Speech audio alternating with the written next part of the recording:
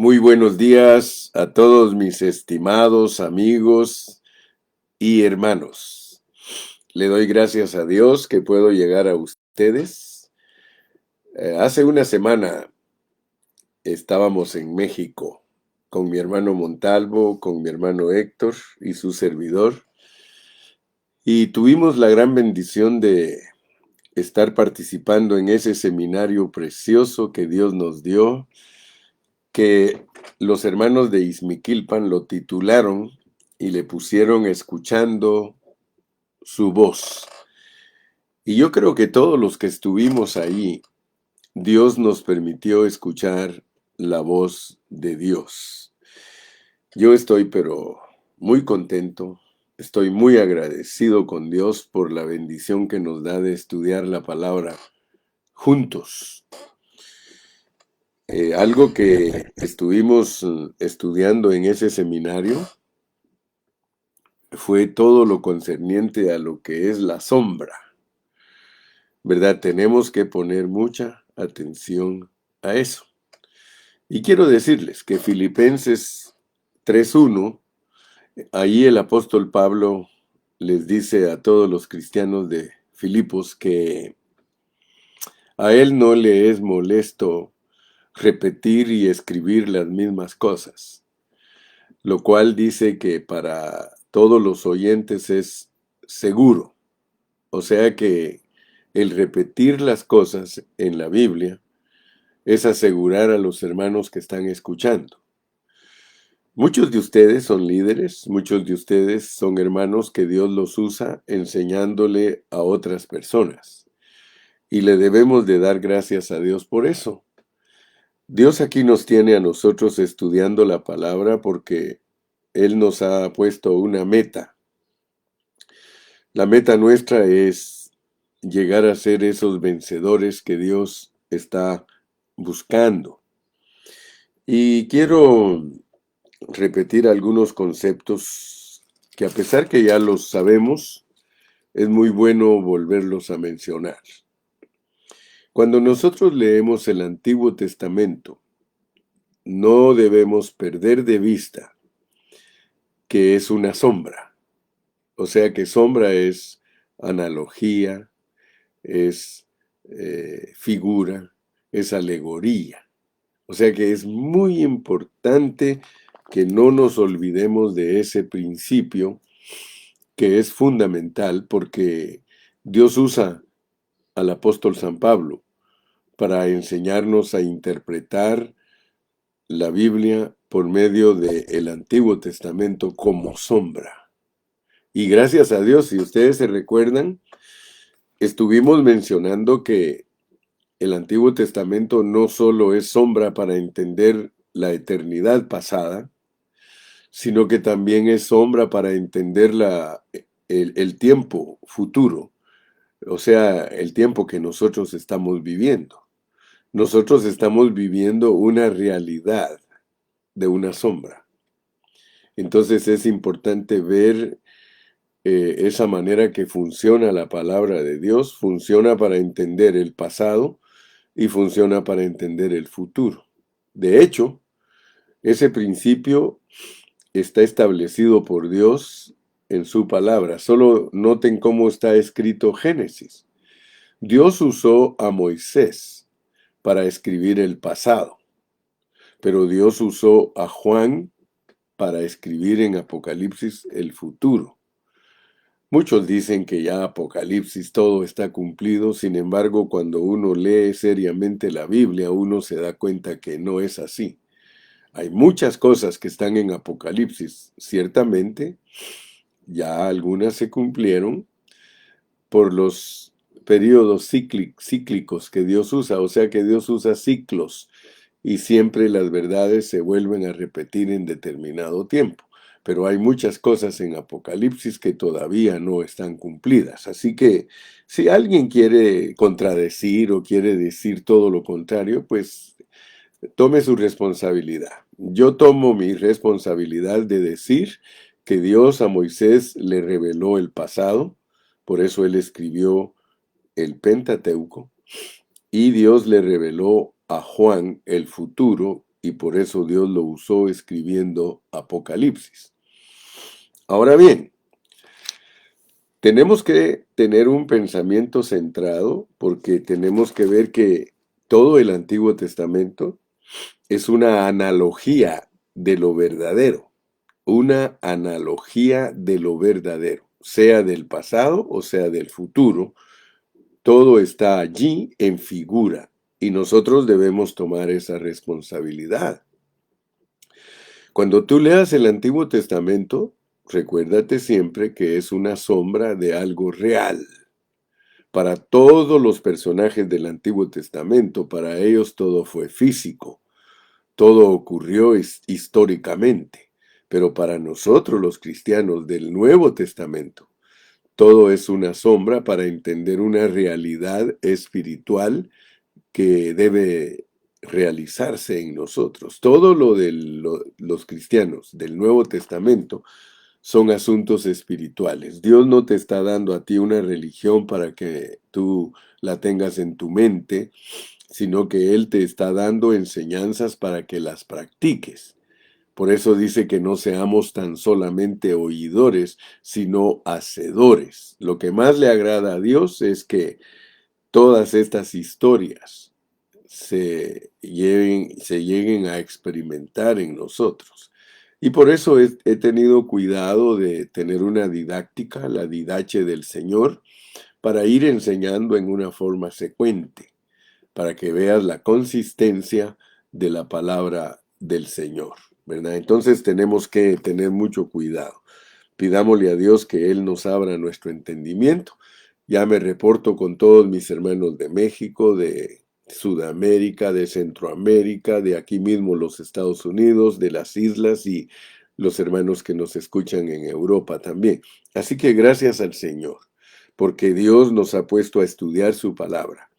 Y el hermano Carrillo ha tomado una responsabilidad muy seria, de tal manera que cada uno de los discípulos que Dios nos ha permitido tener sea instruido en una forma profunda, en una forma pura. Dicho todo eso, entonces podemos comprender que todos los personajes, todos, absolutamente todos los personajes del Antiguo Testamento son una sombra de una realidad nuestra. He tenido el cuidado de decirles que cada una de estas personas son aspectos espirituales en nosotros. Les decía el domingo que los psicólogos clasifican, si mucho, a todas las personas en 4 categorías. Pero Dios va más allá de la psicología. Dios nos ha analizado, si estudiamos los 12 apóstoles, son 12 aspectos de nosotros. Así que la psicología solo analiza 4 grupos. Dios tiene en los apóstoles 12 aspectos nuestros en nuestro carácter. Ahí está un Juan, ahí está un Pedro, ahí está hasta un Judas, está en nosotros, porque muchas veces, aunque lo queramos negar, somos traicioneros. Pero cada uno de los apóstoles es una lección para nosotros. Cada uno de los patriarcas, porque también hay 12 patriarcas, los que Dios usó para formar el pueblo de Israel. Y como ahora entendemos todo lo que tiene que ver con sombras, son también 12 aspectos de nosotros. Si estudiamos los 70 ancianos de Israel, también son aspectos de nosotros. Si estudiamos las 42 generaciones, aspectos de nosotros. Si estudiamos cada uno de esos personajes, entonces vamos a poder tener un entendimiento muy profundo de lo que Dios está haciendo con nosotros como cristianos del Nuevo Testamento. Muchas personas tienen el Antiguo Testamento y el Nuevo mezclados, y recuérdese que se lo he dicho siempre y como le dije al principio de Filipenses 3:1, que a mí no me es molesto repetir las mismas cosas porque para los oyentes es una aseguranza. Esa es la palabra para vosotros, es seguro. Es que Dios nos da una aseguranza de que al estar repitiendo y repitiendo los conceptos, la revelación divina va a ser vista por nuestro espíritu y entonces vamos a estar asegurados. esa palabra seguro es aseguranza, como cuando usted compra una aseguranza y tiene algún percance, la aseguranza se lo cubre. Esa es la manera que está explicado Filipenses 3:1, que nosotros tenemos una aseguranza de parte de Dios cuando estamos escuchando una y otra vez los conceptos, y si los tenemos que repetir 1000, 2000, 3000, 4000, 5000, 6000, 10000, etcétera, etcétera, eso nos va a ayudar, porque esa es la forma que Dios se revela a nosotros. Es como una escuela, cuando un niño va a la escuela, le repiten los conceptos para que él pueda ser constituido en su ser de esos conceptos, de tal manera que los buenos maestros no tienen problemas en repetir. Ellos repiten y repiten los mismos conceptos.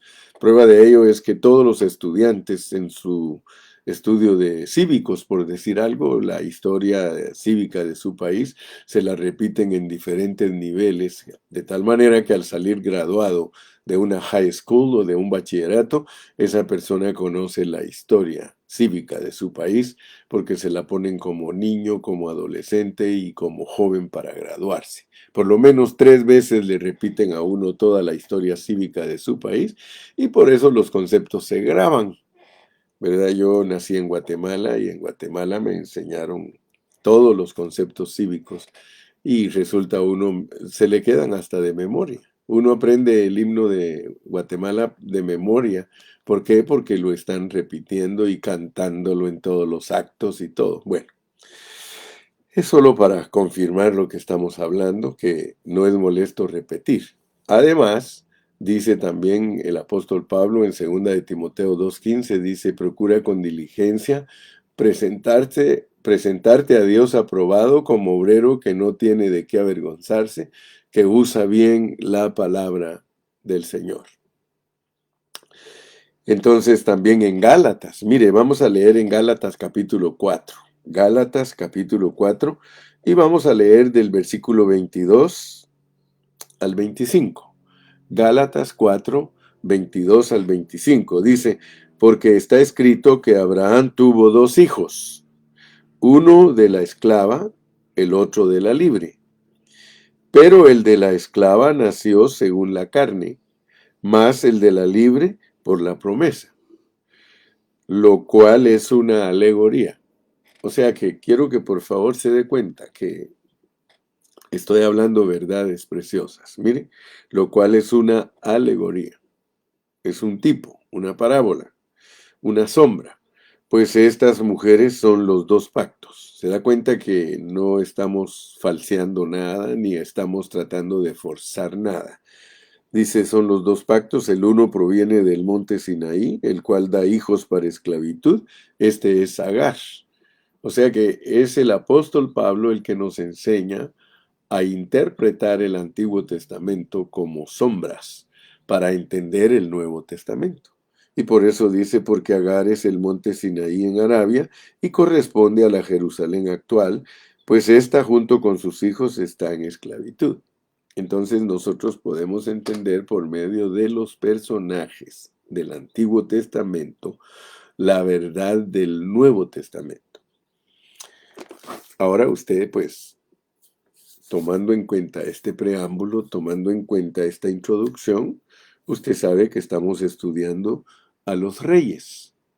Los reyes son aspectos de nosotros, porque el Señor mismo dice en su palabra que Él nos ha hecho reyes y sacerdotes. Nosotros los cristianos del Nuevo Testamento somos reyes y sacerdotes. Entonces no tenga miedo. La palabra de Dios se interpreta correctamente cuando usted entiende que los reyes del Antiguo Testamento son una sombra suya. Usted tiene que llegar a ser un Ezequías, un Acaz, un David, un Salomón. Mire, algunos dicen, yo me parezco a David, pero solo en lo malo. Otros dicen, mi tío se parece a Salomón porque ha tenido muchas esposas. Bueno, el asunto es de que para nosotros, los cristianos, todos esos personajes representan aspectos nuestros, ¿verdad? No vaya a creer usted que solo esos reyes fueron malos. Nosotros tenemos también nuestra parte mala. Y por eso Dios no tiene reservas. Él cuando habla de un personaje en el Antiguo Testamento, lo describe con todo lo bueno y todo lo malo. O sea que Dios nunca esconde lo que nosotros somos. Usted me puede ver a mí, el hermano Carrillo, ver mi rostro y decir, el hermano Carrillo es un peloncito barbón. Así dicen los hermanos de México, barbón, y en Centroamérica dice barbudo. Pero el asunto es de que caras vemos, pero corazones no sabemos. O sea que cada uno de nosotros es un misterio, porque nosotros a veces hasta vivimos de apariencias, a veces nosotros aparentamos ser muy buenos, pero allá en lo profundo de nuestro ser sabemos que somos malos. Pero gracias a Dios, porque Dios así nos hizo. O sea que Él no se equivocó de ponerte en un cuerpo caído, donde estás ahí con una carne que te traiciona y que colabora con Satanás. Bueno, como no vamos a hablar de eso, sino que estamos tratando de entender entonces cómo nos pone Dios estas 42 generaciones en Mateo 1 del 1 al 17 para que Cristo nazca físicamente. Pero no nos confundamos. En todos esos personajes Cristo nació físicamente, pero como ellos representan asuntos espirituales nuestros, en nosotros se debe formar Cristo y debe de nacer Cristo de nosotros espiritualmente. Todos ellos fueron familiares de Jesús. Nosotros también somos familiares de Jesús, pero nosotros somos familiares por la vida espiritual. Así como usted habla de que Abraham es el padre de los árabes, es el padre de los judíos y también es el padre de nosotros, pero para allá con ellos es familiarmente, físicamente. Allá Abraham en el Medio Oriente es el que Dios usó como raíz para que nacieran los judíos y nacieran los árabes. Pero aquí en esta parte del mundo, en América y en todo el occidente, para aquí el Señor Jesucristo, o sea, Abraham es nuestro Padre por medio de asuntos espirituales. Dice que todo el que es de fe es hijo de Abraham. Es más, por eso nos dice que no nos vayamos a ensoberbecer, ¿verdad? Porque nosotros tenemos una realidad mientras que ellos tienen una sombra. Y la sombra no es lo mismo que la realidad. La realidad es lo más importante, porque la realidad es la que proyecta una sombra. Y por eso Pablo dice, tengan cuidado, no se vayan a ensoberbecer. No se vayan a ensoberbecer porque ustedes son realidad y ellos son sombra. Pero Dios no quiere que nos ensoberbezcamos, que no nos seamos soberbios, no seamos muy orgullosos, porque nosotros somos sombra de otra realidad. Así que orémosle a Dios que nos abra nuestro entendimiento y que no vayamos ahí a andar como personas indolentes, como personas que no sabemos lo que estamos haciendo. Entonces, ayer toqué a Coat y les dije que Coat, Merari y Gerson, ellos eran hijos de Leví. Pero después de ellos también tenemos a otras personas, ¿verdad? Tenemos a Elisafán, a Asaf, a Emán y a Jedutún. Y todos ellos eran descendientes también de Coat. O sea que todos estos que nos pone Dios aquí en segundo de Crónicas 29 del 12 al 14, como usted ya entendió lo que es ser una sombra, entonces usted ya se dio cuenta que el uno engendra al otro. Y vimos que todos ellos tienen nombres positivos. Son aspectos positivos de todos los levitas. En cierta manera, nosotros también venimos a ser levitas porque Dios lo dice. Si usted lee Apocalipsis 1:6 y Apocalipsis 5:10, ahí dice que Dios nos hizo a nosotros, los cristianos del Nuevo Testamento, reyes y sacerdotes. Nosotros tenemos los dos aspectos. Entonces nosotros no solamente representamos a Dios, sino que somos también la semejanza de Dios. Fíjese, Desde que Dios creó al hombre, lo hizo a imagen y semejanza. Imagen y semejanza. Con la imagen uno se parece a Dios y con la semejanza uno representa a Dios. Prueba de ello fue que en todo el Antiguo Testamento él usó reyes y sacerdotes. Los reyes y sacerdotes, ¿verdad? Los sacerdotes son la imagen de Dios y los reyes son la semejanza de Dios. O sea que por medio de los profetas uno miraba a Dios. O sea que eran hombres que Dios usó para que Él fuera visto. Eran hombres santos, apartados, con todos sus defectos, pero eran hombres santos y apartados, ¿verdad? Porque alguno dirá, ¿cómo vamos a creer que Sansón era de Dios y miren lo que hacía? ¿Cómo vamos a creer que David era de Dios y miren lo que hacía? ¿Cómo vamos a creer que Salomón era de Dios y miren lo que hacía? Miren, ¿cómo vamos a creer que Adán era de Dios y miren lo que hacía? Pues aunque a usted no le parezca, lo mismo es hoy. ¿Cómo vamos a decir que nosotros somos hijos de Dios y mire lo que hemos hecho? ¿Cuántas cosas malas has hecho tú, mi querido hermano y mi querida hermana? Y sin embargo, Dios no se avergüenza de ti. Él sabe que eres de Él. Así que aquí es de considerar las cosas en una forma muy responsable, profunda y seria. Voy a leer de nuevo, porque quiero terminar hoy los versículos del 12 hasta el 16. Porque es una figura que nos muestra a Dios para que nosotros entendamos qué es lo que Él está pidiendo de nosotros. Dice en el 12 al 16. 12 al 16. Porque quiero dejar una semillita hoy que te quede bien clara. Entonces se levantaron los levitas. Si quieres entender cuándo fue que se levantaron los levitas, lee desde el versículo 1 hasta el versículo 11.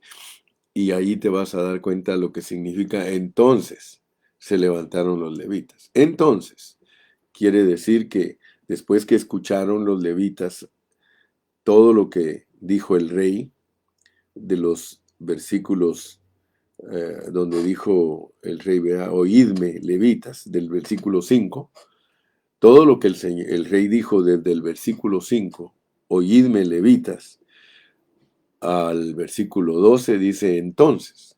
O sea que ellos pusieron atención. Entonces se levantaron los levitas y nos da nombres. Nos da nombres porque todos los que escuchemos la voz del rey, la voz de Dios, porque el rey era dirigido por Jehová, vamos a levantarnos y vamos a responder. Y ahí empieza pues la tipología, ahí empieza la analogía. Usted tiene que saber que un levita Maat, y usted solo aprenda el significado de cada nombre. Todos los nombres que están aquí en estos versículos del 12 al 14 son asuntos que deben pasar en ti, son asuntos que deben pasar en mí. Yo debo ser un Maat, hijo de Amasat. Yo debo ser un Joel, hijo de Azarías. Yo debo ser un hijo de Coat. Yo debo de ser un hijo de Merari. Yo debo ser un hijo de Cis, hijo de Abdi. Yo debo ser un Abdi, hijo de Cis. Yo debo ser un Azarías, hijo de Jealelel. Yo debo de ser un Gersón. Yo debo de ser un Joá. Yo debo de ser un Sima. Yo debo de ser un Edén. Yo debo de ser un Joá. Yo debo de ser un Elisafán, un Simri, un Geyel, un Asaf, un Zacarías, un Matanías, un Emán, un Geyel, un Simei, y de los hijos de Jedutún, Semaías y Uziel. Te dije que para que tú entiendas bien la palabra, y te dejo de tarea porque ya con este mensaje llevo 12 mensajes acerca de Ezequías y todavía me faltan algunos detalles porque este rey fue muy importante. Fue un rey que dejó marcada la historia porque hizo la voluntad de Dios. Y hacer la voluntad de Dios es ser la madre de Jesús y ser hermanos de Jesús. Entonces, fíjese pues, después que usted entiende, y yo se lo dejo de tarea, y no se preocupe que el hermano Carrillo todo lo tiene en sus notas, Yo siempre apunto porque más adelante yo les presento el folleto. Yo sé que el folleto de las 12 generaciones va a ser un folleto bastante grande, como estamos estudiando también las 12 jornadas. Después que tú entiendes el significado de cada personaje y que sabes que es un aspecto de tu vida, y ojalá los estudies a todos. Busca el significado de cada uno de ellos y cómo cada uno de ellos es el resultado de otro. O sea, hay una raíz y de la raíz nace uno y ese uno produce el otro. Entonces, cuando tú ya entiendas todos estos aspectos positivos que debes tener tú, porque son infinidad de aspectos que Dios quiere ver en ti, dice el versículo 15, estos reunieron a sus hermanos. Fíjate que aquí se ve el liderazgo. Muchos hermanos se conforman con ser siempre discípulos. Ellos no tienen una visión, ellos no tienen una meta, ellos no abrazan el crecer divino. Tenemos que abrazar el crecer divino. Tú tienes que ser una persona gobernada por una visión de crecimiento espiritual. No quedarte como un nenito, no quedarte como un enanito, no quedarte como un niño, sino tienes que crecer. Todas estas características son para un liderazgo. Mira, dice, estos reunieron a sus hermanos y se santificaron. Si yo no entiendo que después de ser discípulo yo tengo que ser un maestro, entonces no va a haber forma que yo ayude a mis hermanos a santificarse. Es muy importante la influencia espiritual. Si tú no eres una persona que tiene influencia en los demás, tú te vas a quedar corto. Hazme caso. Ponme atención a todos mis hermanos que son discípulos del hermano Carrillo. No dejen que solo las burlas que les hacen los invadan, porque a muchos les dicen, ustedes son carrillistas, ustedes endiosan al hermano Carrillo. A mí nadie me endiosa, ni estoy buscando eso, hermano. Me libre Dios. Mi carga es ser de bendición como un siervo humilde para todas las personas. Yo no tengo hambre de nada, hermano. No tengo hambre de cosas materiales, ni hambre de fama, ni hambre de nada. Pero muchos andan buscando eso porque no están bien instruidos. Yo estoy buscando cómo bendecir y santificar a mis hermanos. Mire, dice, estos reunieron a sus hermanos y se santificaron y entraron conforme al mandamiento del rey y las palabras de Jehová para limpiar la casa de Jehová. Estamos hablando, hermanos, estamos hablando de cómo restaurar lo que es la vida de la iglesia. La vida de la iglesia es muy importante porque es solo a través de la vida de la iglesia que Dios va a producir sus vencedores. Entonces, el liderazgo debe de ser un liderazgo humilde, no un liderazgo, hermano, no un liderazgo. Dice Artes que quiere ser imitador mío, pero yo creo que según los informes que me llegan, no está tratando de ser un imitador mío, porque no se sujeta, tiene que aprender a sujetarse 100% a su pastor. Y yo le he enseñado que no ocasione problemas en el lugar donde Dios lo ha puesto. Tiene que ser un hombre recto, un hombre correcto. Si no, no me diga que quiere ser imitador mío. Perdone, pero tengo que exhortar. Si yo no doy palabras, hermano, que son palabras buenas, porque necesitamos mensajes de exhortación, hermano. El apóstol Pablo decía, yo fui informado. Y muchas veces, hermano, los hermanos se están conduciendo en una forma incorrecta. Artes, tú dices que eres mi discípulo y tú dices que eres hijo mío espiritual, más te vale, mi hermano, que me representes bien. Si los papás le dicen a uno, hermano, mire mi hijo, yo lo he educado a usted para que usted se porte bien y usted dé un buen ejemplo allá afuera y que no vayan a decir que yo soy un alcahuete y que yo le tolero a usted todas sus sinvergüenzadas. Así le dice el papá a uno. pues yo también puedo decirle a mis hijos espirituales que no deben de representarme mal. Me da vergüenza cuando un hermano me representa mal. Me da vergüenza cuando un hermano dice que yo soy el instructor de él y se porta todo lo contrario. Así que oremos para que todos seamos personas bien portadas y personas correctas. Amén.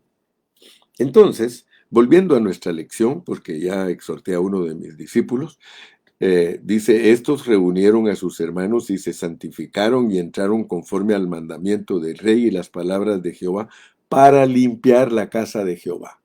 Basta ya con la manera corrupta de comportarnos cuando éramos mundanos. Ahora somos personas santas, ahora somos personas que debemos de vivir en una comunión limpia y echar fuera todos los animales. ¿Sabía usted que todos los animales estaban en la casa de Jehová? Allí, usted se recuerda cuando Jesús vino y dice que volteó las mesas de los cambistas y vendedores de palomas. Hermano, lea la historia, va a ver que la casa de Dios la volvieron un mercado. La casa de Dios estaba llena de animales inmundos, ahí estaban criando hasta cerdos. Había que limpiar, pero ¿qué significa eso para nosotros, hermano? Porque estamos estudiando una sombra. Significa que hoy día la iglesia está llena de cerdos y de mercaderes que hay que echarlos fuera. Si alguien se porta mal dentro de la iglesia, tiene que ser expulsado, tiene que ser echado fuera con el dolor de nuestro corazón, pero no podemos tolerar todas las concupiscencias de los hermanos y querer decir que somos la iglesia del Señor. No, Señor. Si somos la iglesia del Señor, tenemos que vivir limpiamente, puramente santificados. Tenemos que limpiar la iglesia. En la iglesia no se puede tolerar que los hermanos sigan haciendo lo que hacían cuando eran mundanos. Basta ya.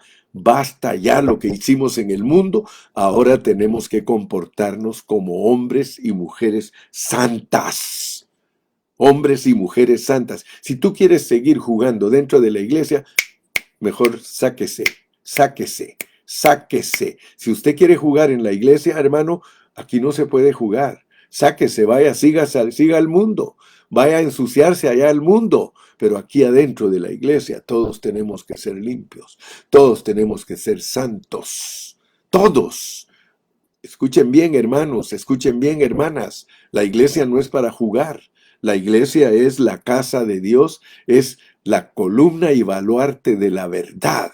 No podemos seguir jugando como mundanos. Y mire, dice, y entrando los sacerdotes, estoy en el versículo 16, y entrando los sacerdotes dentro de la casa de Jehová para limpiarla, sacaron toda la inmundicia que hallaron en el templo de Jehová.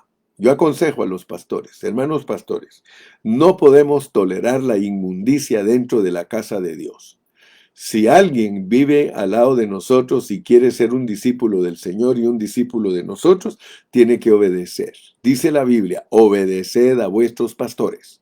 Si tú no vas a obedecer al pastor, mejor hermano, sácate, anda buscando en otro lugar donde puedas vivir como te dé la gana. Pero si vas a vivir en la vida de la iglesia, obedeced a vuestros pastores, obedeced a tu pastor, aunque te cueste. Y él no está allí porque sabe más que tú. Él está allí porque es un siervo que Dios lo puso para cuidar sus ovejas.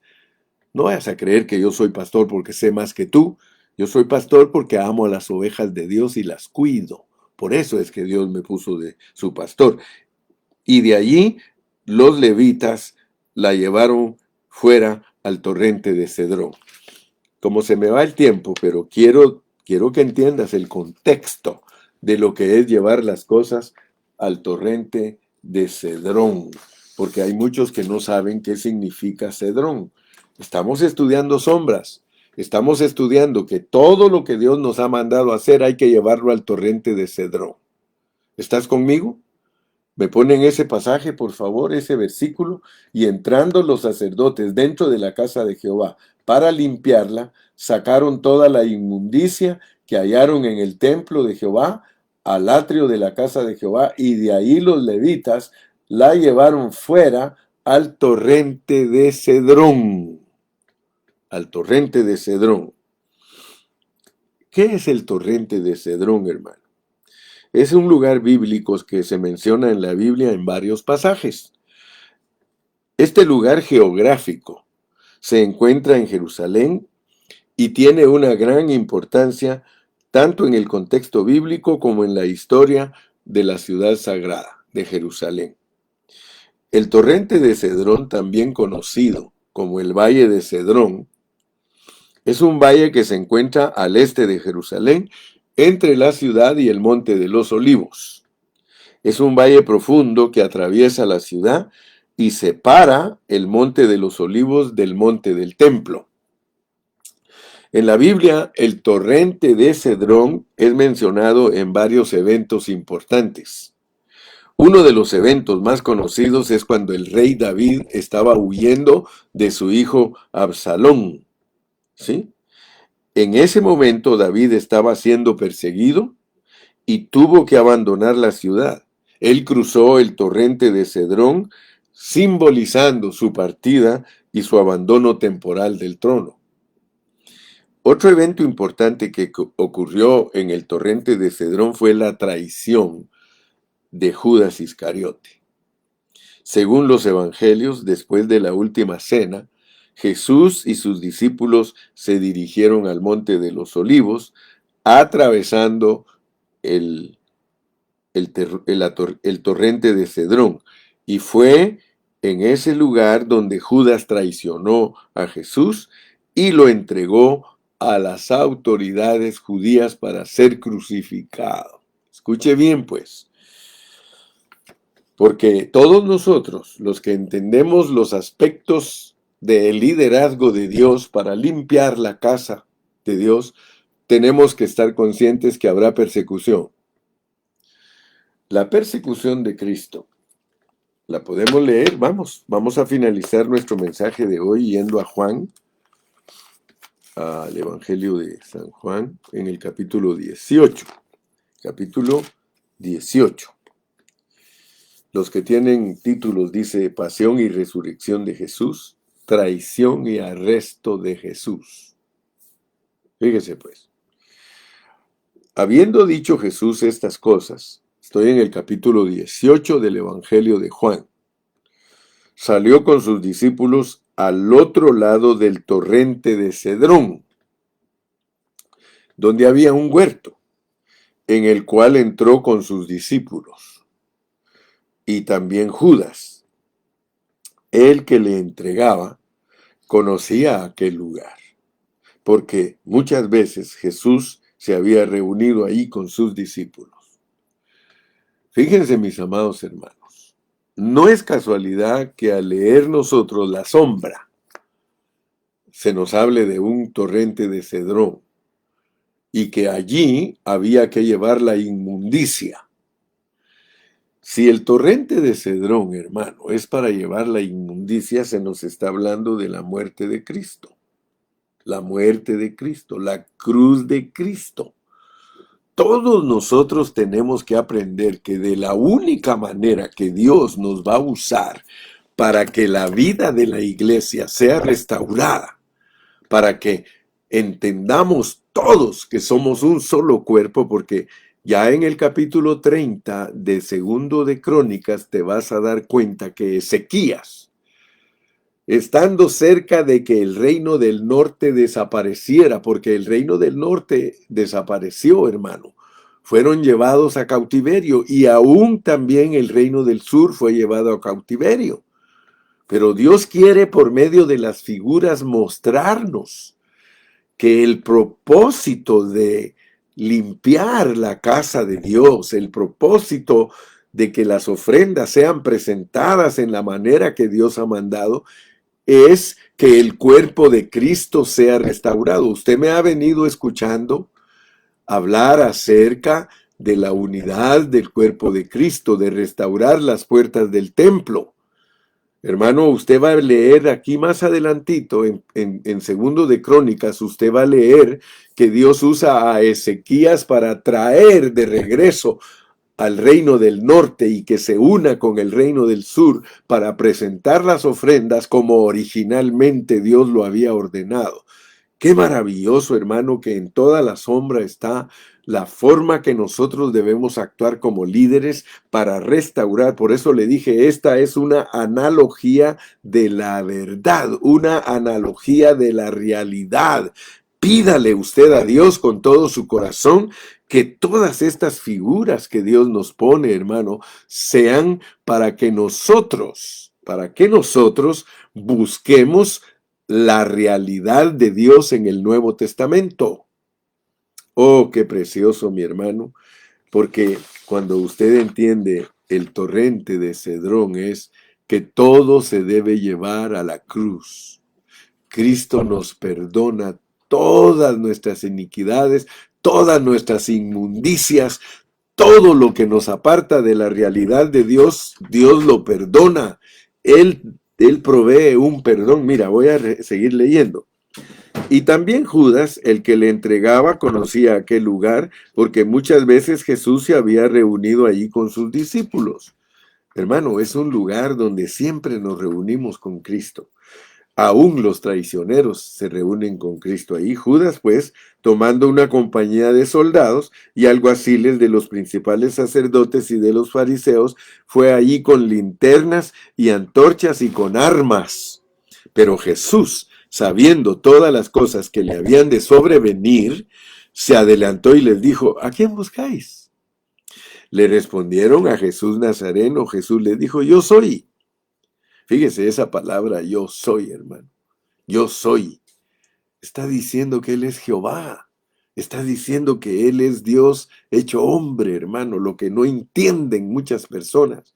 Lo que los testigos de Jehová no entienden, hermano, que Jesucristo es Dios. Él no va a decir yo soy, porque cuando mandó a Moisés que se presentara ante Faraón, Moisés le dijo: Señor, y si me pregunta Faraón, ¿quién me envió?